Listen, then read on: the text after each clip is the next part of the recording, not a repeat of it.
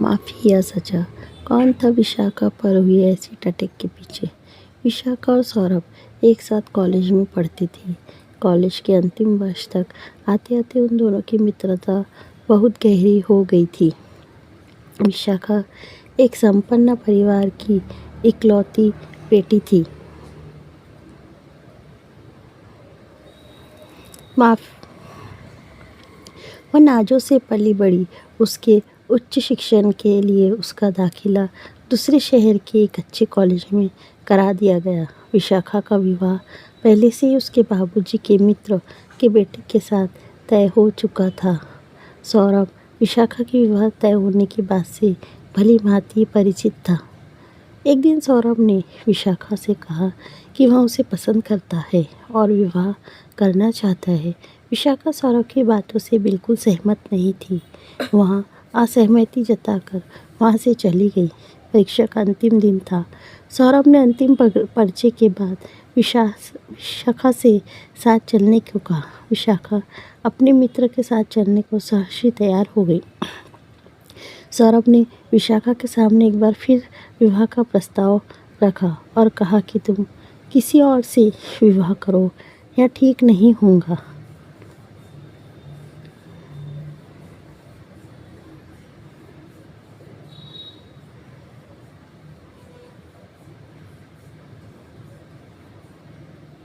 विशाखा असहमति जताते हुए सौरभ से कुछ कह पाती, इतने में दो बाइक सवार विशाखा के मुंह पर एसिड फेंक कर भाग गए। उसके बाद सौरभ भी चला गया।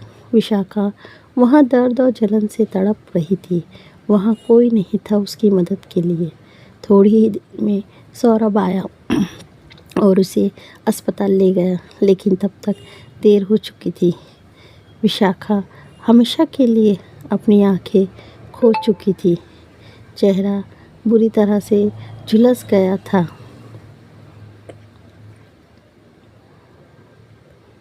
विशाखा के पिता के दोस्त, जिनके बेटे से विशाखा की शादी तय हुई थी, सपरिवार आए विशाखा से मिलने। विशाखा को देखकर शादी से इनकार करते हुए बोले, हमें कुरूप और अंधी बहू नहीं लेनी। क्षमा करें, उम्र भर हम एक अंधी लड़की की सेवा का भार नहीं उठा सकते। रिश्ता तोड़कर वे लोग चले गए। विशाखा के दिल पर गहरी ठेस लगी, लेकिन इधर सौरभ जी जान से विशाखा का हर पल ख्याल रखता, उसकी मदद करता। विशाखा ठीक होकर घर वापस आ गई। एक सवाल उसे अभी भी कचोट रहा था, उस पर एसिड किन लड़कों ने और क्यों फेंका?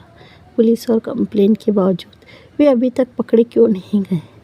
विशाखा के पिता ने उसके इलाज में कोई कसर नहीं छोड़ी, लेकिन ना तो उसका चेहरा पूरी तरह ठीक करवा सके, ना ही उसकी आंखें ला सके। डॉक्टर के अनुसार अब विशाखा जीवन भर नेत्रहीन रहेंगी। ऐसे में सौरभ शादी का प्रस्ताव रखता है तो विशाखा के पिता हाँ कर देती है, लेकिन विशाखा सौरभ से कहती है, सौरभ अब तुम मुझसे क्यों शादी करना चाहते हो? ना तो वहाँ सूरत रही, अब मेरी और उस पर आंखें भी नहीं रही। अब तुम मुझ पर बोझ बन जाओगे, इसलिए तुम कोई और लड़की ढूंढ लो अपने लिए। लेकिन सौरभ कहता है कि वह उसी से प्यार करता है और सदा करता रहेगा। दोनों की शादी तय हो गई। विशाखा ने बिना आँखों के जीवन जीना तो सीख लिया, लेकिन इसके साथ ही उसने एक संगठन तैयार किया जो इस तरह की एसिड पीड़ित लड़कियों को इंसाफ दिलवाए। विशाखा ने एक बहुत बड़ा एसिड अटैक विक्टिम नामक कैफ़े खोला, जहाँ केवल एसिड पीड़ित लड़कियाँ ही काम करती थी। वे एक दूसरे का संबल बनती और सब अपने अपने गमों को भूल जाते। विशाखा की शादी को अभी थोड़ा ही समय बीता था कि एक दिन सौरभ, विशाखा मुझे तुमसे माफ़ी मांगनी है। माफ़ी? किस बात की? सौरभ, माफ़ी के काबिल तो मैं हूँ जो तुम्हारे प्यार को पहचान नहीं पाई।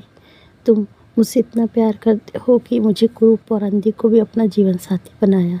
हाँ विशाखा, मैं तुमसे बहुत प्यार करता था और जीवन साथी प्रायश्चित करने के लिए बनाया। प्रायश्चित? कैसा प्रायश्चित सौरभ? विशाखा हैरानी से पूछती है। विशाखा, जब तूने मुझसे शादी करने से इनकार कर दिया तो मुझे अपना अपमान महसूस हुआ और बदला लेने के लिए मैंने ही तुम पर एसिड बिकवाया था।